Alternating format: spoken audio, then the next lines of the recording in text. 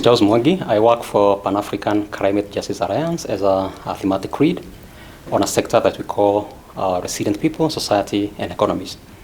And why do we talk about building resilience for our people? Resilience is really about supporting our people, to bounce back, from the adverse impacts of climate change. And not just people the way you know them, but it's also about, the economies and the African economies.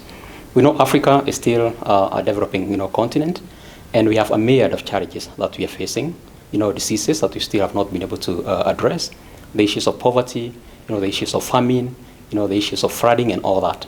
But all these have been made even worse by the impacts of climate change.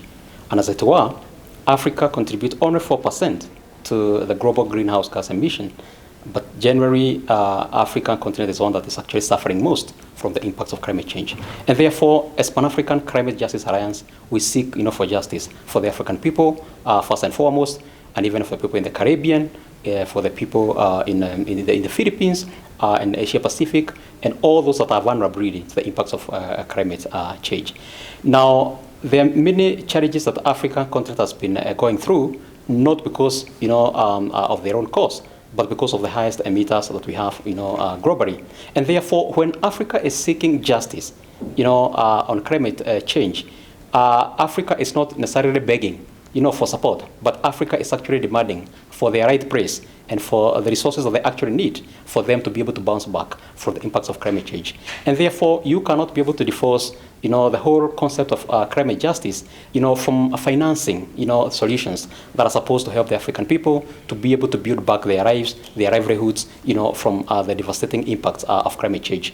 But what we've been seeing in the world stage is an issue where we've been talking about the issue of the global politics of tokenism, that whenever resources are being given to the African people, it comes as aid to support the African people. But in actual sense, we are seeking for meaningful support, particularly from the instruments that are supposed to actually avail resources for climate change or to address climate change. We've been seeing situations whereby the African governments are receiving loans instead of grants, to support their people, and further deepening, the debt tragedy that the African people have actually been going through. So whenever the African governments and the African people go for the COP negotiations particularly, we've been focusing on pushing for recognition of Africa as a region that has special needs and circumstances.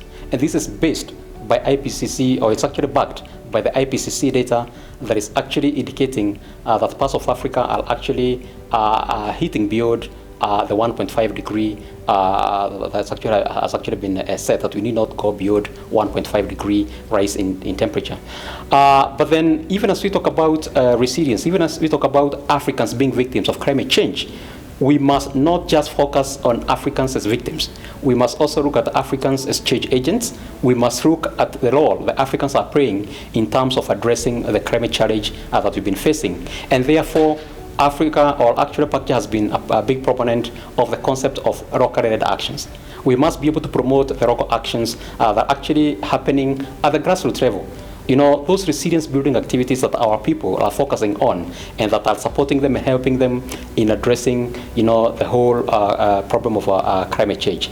And therefore, for us to be able to address this challenge in a better manner, we must be able to tell our own African story.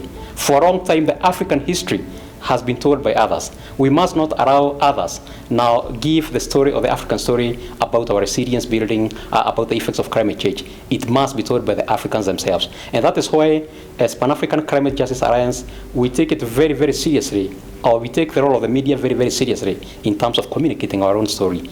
But we cannot be able to achieve that if we don't have a journalist that are dedicated towards this particular cause. If we don't get journalists who are actually understanding or have an understanding of the African challenge and the solution that the Africans are putting forward and what is needed to support resilience building for our people. That is why the ACCER Award initiative is very, very critical to us, where we actually come together and we actually honor our journalists who are actually going out of their way to tell our African story in our African way of understanding it. Because then we'll be able to tell the world what the African situation is and what Africa is doing, but again what Africa needs for it to be able to build back or to spring back from the impact of climate change.